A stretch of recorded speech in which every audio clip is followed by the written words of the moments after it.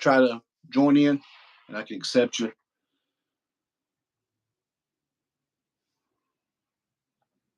Ryan's doing it from his PC and not a phone, so I'm hoping to allow him just to try to join the chat.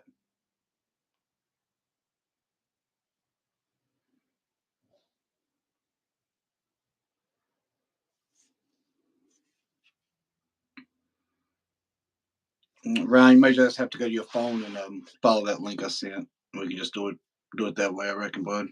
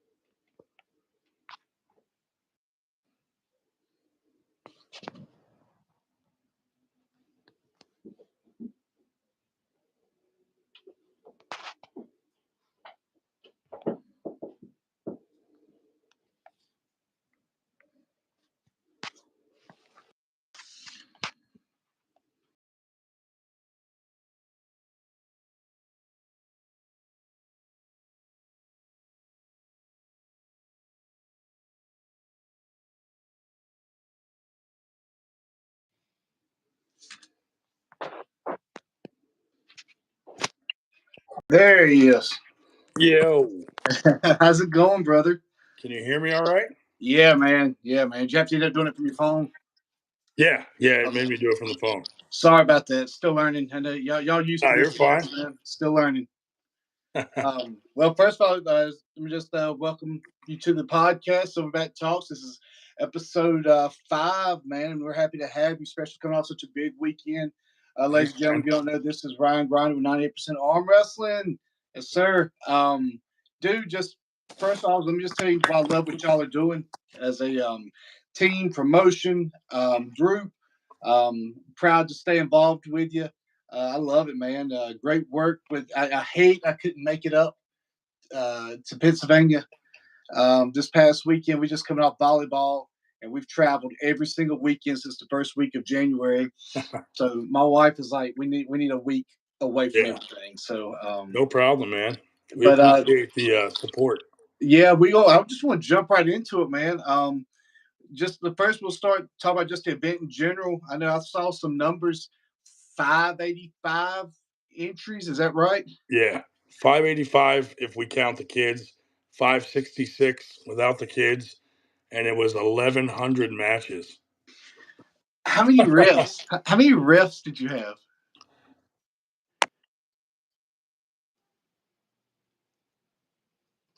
Sorry. We had a bunch of refs, but the problem was 2 refs bailed like 2 weeks before. Yeah. And then we had one ref that had to leave at like 6 p.m.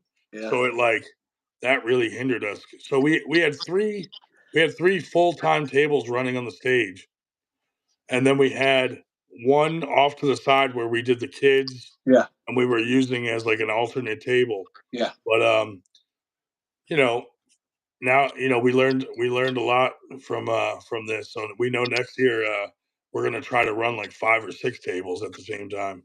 Dude, 585, man! Congratulations, that's freaking awesome, dude. Thanks.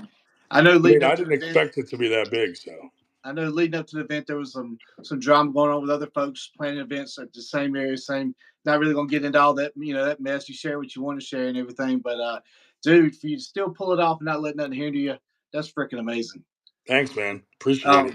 Did you have a big female turnout? That's something we're really trying to build up down here. Is the female? I've noticed the female turnout's a little better up in the PA, Ohio area. Further south you get, it's not as well. Well, we're trying to build it back up because it fell off for a while because there's a promoter up here that kind of like changed the women's weight classes. Mm-hmm. And so a lot of women were turned off by having to pull up in a heavier weight class, like the girls that are like 130 having to pull at 160. So they kind of like fell off. So it's So funny you say that. It didn't click to me till you just said that. I had a female ask me recently because it's 154 plus everywhere I'm at. But yeah, then somebody said, "Was she 175 or 175 plus?" I was like, "What's? I don't even know what that is." But I heard they mentioned it, and I was like, I don't know what that is." But yeah. so that's funny. That's probably where that's coming from. Then I would imagine. Plus, it helped. Like we had some people donate some money to give some cash payouts for the women, and we lower their entry fees, stuff like Mhm. that. Um, we give them the same trophies as the pro men, so that we try to make everything equal, so that they don't feel like we think less of them, like some areas. Yeah, So that's been helping to get more women to come out. that's awesome. Badass trophies too. I want to touch base on that, dude. That's some badass trophies, man. Thanks, man. That's awesome. The Um, dragons. well, I guess we'll get into the matches. I wanted to talk about the super matches, and we got to spend a whole lot of time on each one as much as you want. Well, Um, here's what I was worried about. I didn't get to see any of them yet okay, well, because I was so busy that yeah. um, some of them I don't even know. I probably don't even know who won. Well, I know Palco beat Levi. Yes, Yeah, Palco looked and great, by the way. yeah, Palco and looked I got to phenomenal. talk to Levi a little bit about it, and he was like, "Well, now he's talking about quitting because his woman broke her arm in the tournament, I saw his post today. which is very unfortunate, and I hope he doesn't quit. She doesn't. She was saying like she doesn't know if she's going to quit, but she sounded like she leaned more to continuing with it. Yeah. But I think that freaked him out a little. But man, he's a good competitor, and I did get to see some of that match. And Palco, he is ranked where he is for a reason. Oh, So dang right. Yeah. Levi was like, "All right, I got a little more work to do." Yeah, Falco's a bad dude. Yeah, And then obviously, I talked to you. I didn't see I saw the metal one. That was, I think, that kicked off the first super match. I was still watching. I was able to tune to that. The metal one, yeah. pretty, um, pretty, pretty handily. And then I That did was say, surprising to me because he's kind of an unknown arm wrestler. Like he doesn't compete a lot, yeah, and he went in there, and I was like, "Whoa, yeah, he that looked was good. crazy." Yeah, Yeah, he did pretty good. Yeah, and then all the drama that was surrounding Paul and Nanya and oh my god, everything. And but at the end of the day, they were professionals at the table. Looked yeah. great. Nanya showed out. Looked great. Um, And I'll set the record straight because there's a lot of drama about that. Paul was on time. Nanya was late, and then Nanya flipped it and made it look like Paul was late when he came later, yeah, which is funny to me because it was like brilliant on his part. But yeah.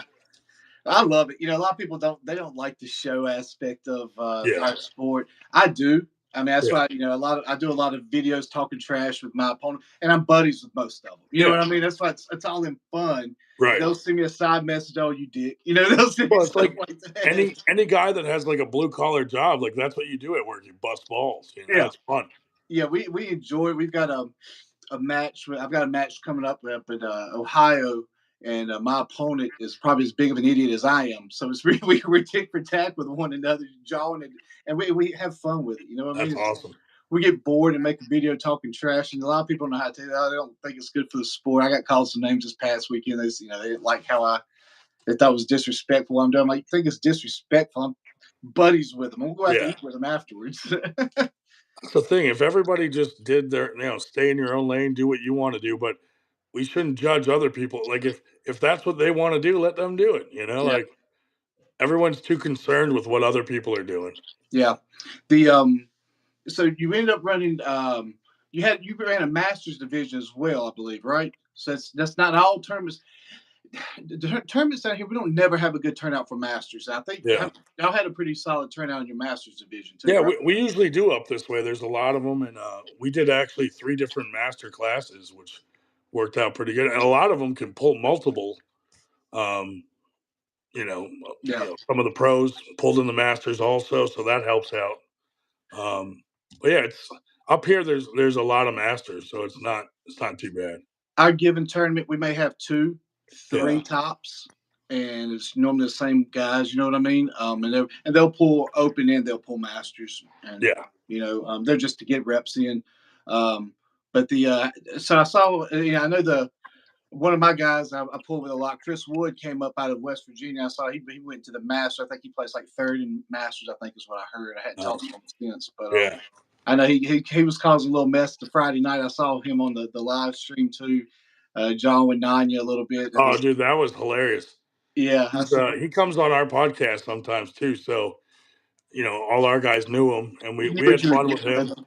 Yeah, he knew what you were getting with him. He's a great guy. I pull with him a lot, and he helps ref my events. I Yeah. help with theirs a lot. So I knew when I saw him on screen, I was like, "That boy's he's wanting to get seen and do something right now." um, the back to the tournament per se. The what did you end up paying out to what your first, second, third? How did y'all do payouts to We did everyone? well this year. All we could do was payouts for the women. Yeah, Um, because the we, trophies are probably those are not cheap trophies. well, I kind of try to base things like on what we can do, depending on how much money comes in from sponsors. Because I've seen, like the unfortunate one that happened up in Canada where they didn't have enough money to pay everybody and all that stuff. So that's like my biggest fear is like, what if something happens and we can't like pay everyone? So I'm like, sponsor money comes in and then we budget. Okay, we can do cash payouts or we can't, or we could do it for this. And this year we decided to do it for the women's to try to build up the women's class.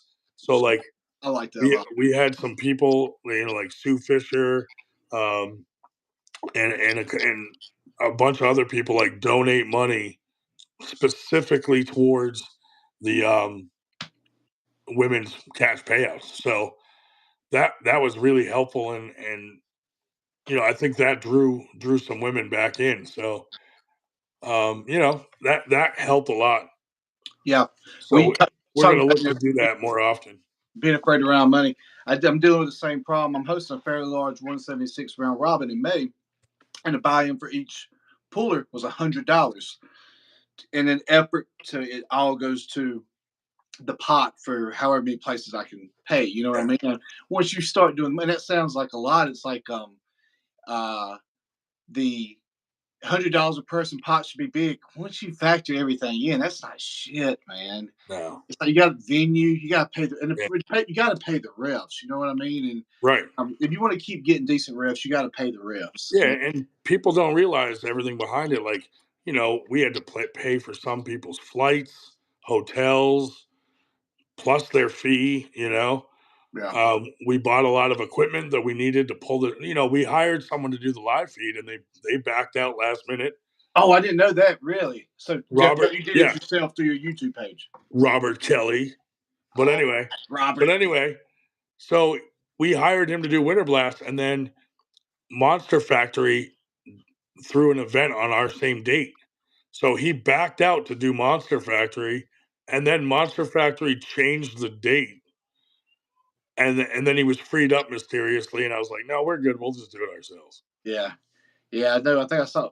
Did Robert's car get his stuff stolen too? Did I see that this past weekend? Was Yeah, and that? then he got it back. I So did. Well, good. Yeah, good. Yeah. I guess I didn't park it far enough away. that's,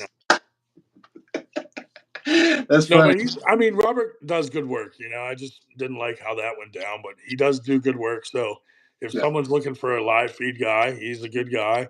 Awesome. But our guy Josh Tostadori did it for us, and he pulled it off, and I think it came out great for last minute throwing stuff together to do a live feed for that size event. How was the seminar the night before Sean's seminar? How'd that go? Good. Awesome. He had a bunch of people. that's another thing we're working on with 98 is to get more of our guys certified. Because up here in the Northeast, most tournaments and promoters are using like WAL rules. The rest of the country and the world are using strict rules. So I'm trying to change that a little bit and get our guys certified in the strict rules, and then we can kind of modify it or dumb it down a little for Yeah, our own tournaments. But yeah, I mean it. I think anybody that has certified refs, even though like the old heads are like, I don't need to be certified. I've been refing 20 years. I still think it's a good thing to have and to really go through the rules as a refresher. yeah. I've been trying to get. I've talked to Sean multiple times, and I think the closest he's going to be to our way is like Beaufort, Georgia, in July. I think is when he's holding a PAL event there. Because Yeah, I'm not sure if he's going to do a seminar at Myrtle Beach when he's there, but I'm sure I could probably pay him to do something on the side with me. But Sean's great. He's flexible as hell. He's good at what yeah. he does. He's a And great dude. damn good at what he does. In my opinion, he's one of the best at Oh what he yeah. I mean, he ref for like 11 and a half hours straight. you know, Sean's in phenomenal shape, thank God. To be able to do yeah. that. You couldn't tell the difference from the first match to the last match. He did not look tired until it was over and he sat down and was like, holy shit. Did he have his dog with him the whole time? No. No, I was wondering if his dog was going to be there with him the whole time. I've been to a few of But his events. The dog's been to all of them. him and Corey Miller have been so helpful. So that, I mean, that's great. They're already talking to us about how we can make next year bigger and better. So Well, hell, Corey showed out on the table too, didn't he?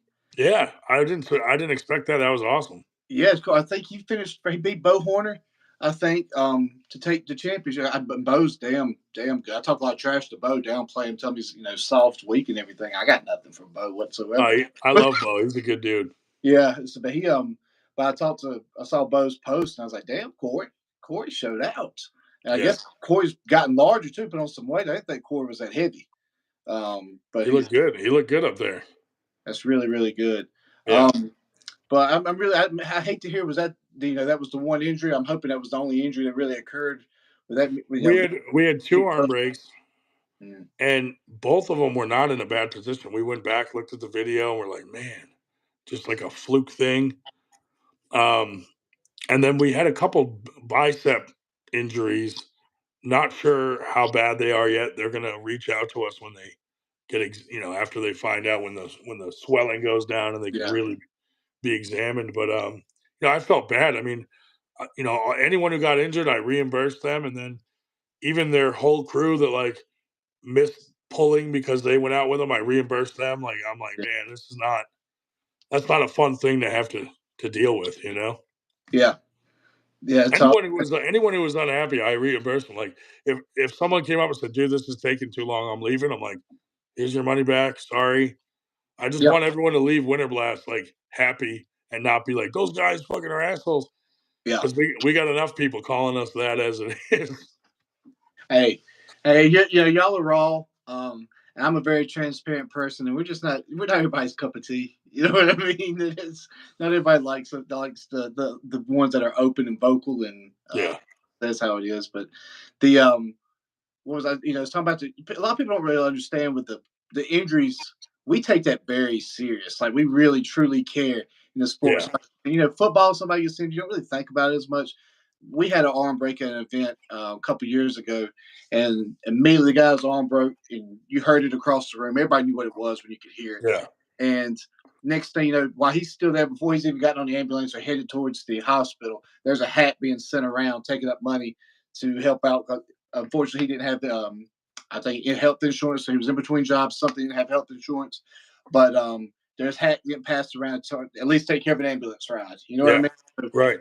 something we take very, very serious, and we preach it. And refs truly care. Good refs look out for you. Oh, Sean walked him right out to the ambulance. Oh, I'm sure. And Sean's big on stopping. When you get in that arm break position, Sean will stop it in a heartbeat. Even I've seen him stop pros. You know what I mean? Yeah. A lot of times these refs will let pros go, and but not Sean, and not that good refs don't. But A few people were giving us crap online about the injuries and stuff, but you know, you gotta think of this, like how many the average tournament, how many people are at it? Like this was like 6, 7 tournaments all in one. So we've never had an injury at any of our tournaments. I mean, but it happened, and unfortunately, it happened all in one tournament. But Yeah, like Corey was trying to say, he's like, you break down 1,100 matches, yeah. that's a Statistically, shitload of tournaments, and it's bound to happen. So yeah. Statistically, that's not bad. It yeah, is. nobody wants to see that happen, but unfortunately, it did, and we'll do what we can to take care of those guys. I always send anytime I hear of someone having an arm break, we try to send them a T-shirt, Yeah. just to check up on them, see how they're doing.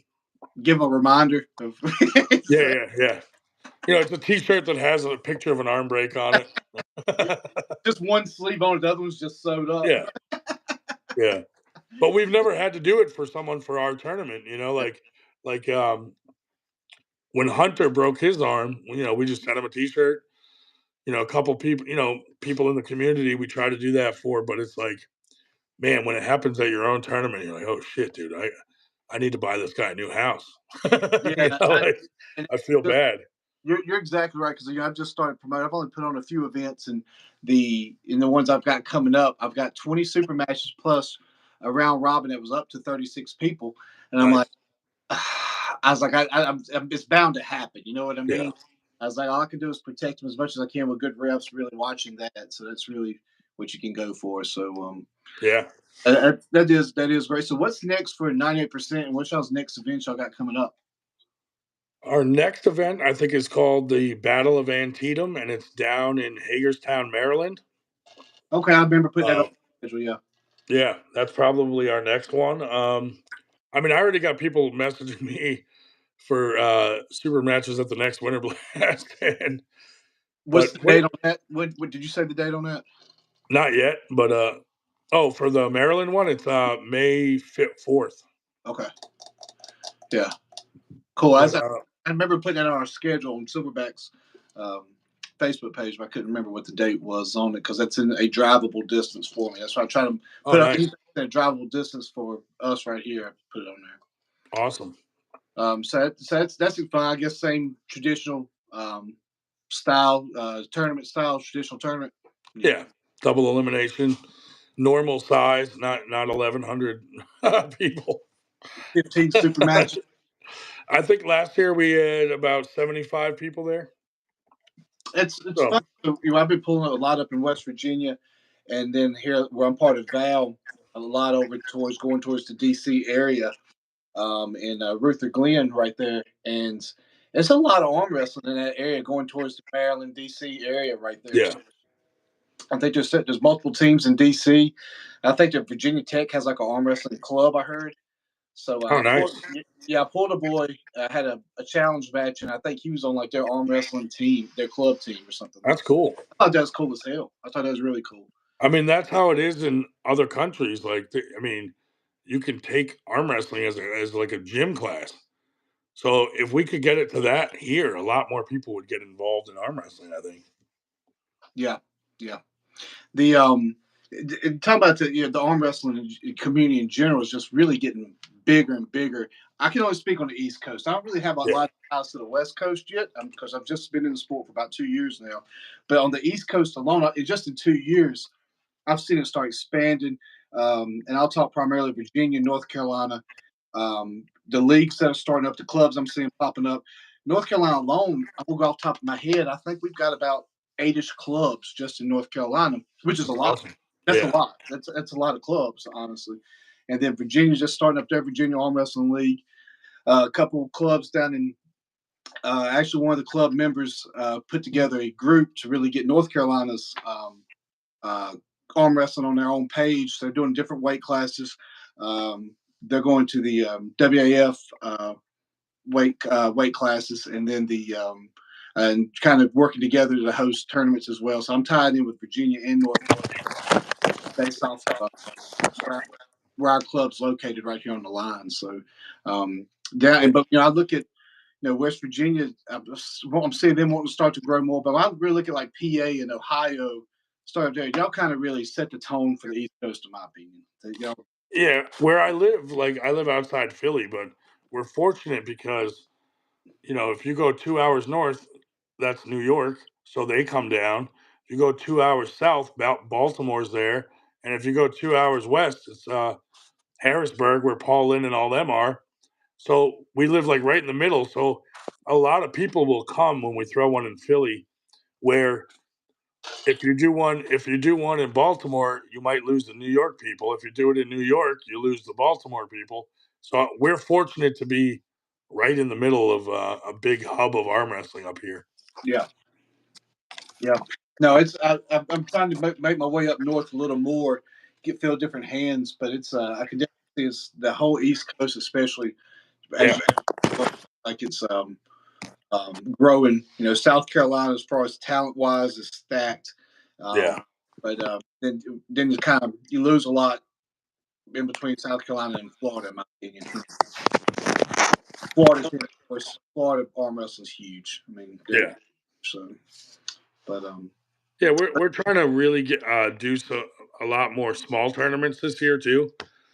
Usually, I mean, in the past, for the first year, all we did is our big one each year, and now we're trying to do like some small ones leading up to it to try to like basically just build up a little income to put into Winterblast. So the small ones will add up and fund Winterblast. So that's we our plan. we're a small club. We only consist of 7 pullers, and we've hosted 3 events so far. We've co-hosted 2 events with a top hands pulling team up in Beckley, but the what we took off to what we tried to do first was round robin with amateurs that are Yeah. borderline pro, and Yep. let them do that, and that's kind of their last hoorah. Yeah. They go pro, and it was Oh, bad. that's cool. That's cool. It was cool. And hell, some of these amateurs are now ranked in the top 5 in their state in pro now.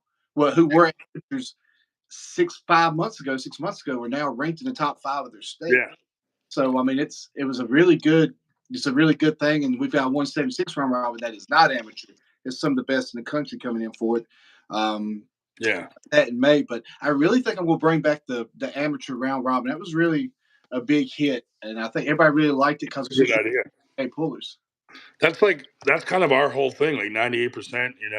You got the top 2% that are like your Devins and John Brzinks, and then the rest of us are 98%. And because we focus more on like the amateur level or low pro level, more people come out to our tournaments because a lot of the amateurs said they felt intimidated going to some of these pro events, and we made them feel comfortable. So I think that's why we get a really good turnout in the amateurs. Like, I mean, we've had years where the amateur divisions had like 30 men in a class and stuff. And I'm like, oh my God. Yeah, and it's still being a new pro like me. I get to a certain tournaments and I see certain guys. If I go to a 198 tournament and I'm seeing, or I'll go to a tournament and pull 198 and I'm seeing Robbie Russell and Adam Warzinski, I'm like, well, shit. I mean, You're like, yeah, oh shit. Yeah. I mean, not that I mind pulling those guys. Don't get me wrong, but I'd rather pull them in practice and not lose my entry fee to Right. in the tournament. But it's still it's for the experience. Don't get me wrong, but I still like Yeah. to kind of fight and chance sometimes too. Yeah. Like we get crap about doing like low level super matches. People get real touchy about the word super. But the way we look at it is like if we throw a high level match on the card like Derek Smith and Austin Jaggers last year, and then we have a couple low level ones, like that's giving our guys an opportunity to be on a card that they probably would never get an opportunity to be on. Like you're not going to see a card with Derek Smith and then Dave Shell under it. You know what I mean? But you will at a 98 tournament, Yeah, possibly. no, I dig that. I like that a lot, and that's what you top it off with some big names, and you start to. I think Damian Schlosser threw a super match event down in North Carolina, and he had big names on there. Really Yeah. showed. Then you had little guys like me. I was still Right. at the time. We're like the Yeah. 16th match of the day. Everybody's gone, but hey, we're still on the card. Yeah. Dude, So, that's what's awesome. Like, and the funny thing is like, people get excited about the big name matches, but the locals were more excited about the small local ones that were like little feuds between local guys that we all know. It's the rough and rowdy of arm wrestling. Yeah. And then the Italia Nanya thing, I mean, that's just been crazy. But It's been I like the entertainment portion. It keeps me entertained, and I'm gonna sit at work board or something. I can look at it, but it's both of them keep it going, and they're tick for tack. It's funny. and I mean, they both have a point. Like, some people hate them, some people like them, but everybody tunes in to either praise them or complain about it. You know? There's no such thing as bad publicity. Right. I will take it. I've Yeah. said that before. There is no such thing as bad publicity. Well, Ryan, I know you got a busy schedule. You're coming off a big weekend and everything. One thing I always like to end every episode with is advice you would give any up and comer new pullers. And when I say up and comer, I'm not just talking teens, I'm talking new females, new 40-year-olds, new elder. What advice would you give any up and comer puller right now if it's in arm wrestling? First, I'd say find a really good team to train with and do a lot of wrist curls. Wrist curls, wrist curls, wrist curls. But Yeah. but yeah, I would say get in a good team, because if you get on a good team, you're going to get the right advice. Don't over pull. Don't go to 6 practices a week. You know, one practice is enough. You know, work on getting stronger, eating right, things like that. All the things that I don't do. That's all. Yeah. That's my advice. So probably just get the right people around you. I mean, like, I'm not a very good puller, but I can tell someone else what to do. I'm just not strong enough to do what I'm telling them to do. Well, I think that's one of those things. We're all a better coach than we are puller. I don't care how good Yeah. you are at pulling. I bet you're a Yeah. better coach than you are Right. puller. Yeah, because I absorb a lot from what I see, and I get to train with like a lot of really good pullers in my area. I'm just not strong enough to do what they're telling me to do, but I can tell someone else how to do it. Yeah, yeah. Well, that's awesome, Ryan. I appreciate you coming on, man. I know, and I was afraid you wouldn't be able to make it because you've had such a slammed weekend. But I appreciate you taking. Hey, how'd Build a Bear go? I meant to ask you about Build a Bear. Oh, dude. So it went good. If you want to buy $100 bear, I've got uh, $3. I know all yeah, about Build a Bear. yeah. Well, like, I had to rent a cargo van to bring all our equipment there. So I had to go empty it, bring it back, and then my wife wanted to go bring Everly to get pictures taken at the mall with the Easter Bunny, and then she saw Build-A-Bear, and I'm like, oh Jesus! That's awesome. And the whole time I'm like, I guess I'm not getting a day to rest before I go back to work. But it went Well, good. I wouldn't miss that for the world with stuff with my daughter. So right. Well, like I said, I appreciate you getting on, making setting the time aside to get with us, and I hope congratulations on the event going so well, and I can't wait to see what else you got, and hope I can make my way up there and join you on some. yeah, and feel free to come on our channel anytime and promote your channel. I'm Absolutely. sure our guys would love to come watch another like-minded podcast. Yeah, absolutely, bud. Well, thanks again, man, and have a great evening. All right, thanks. You too, man. See ya. See ya.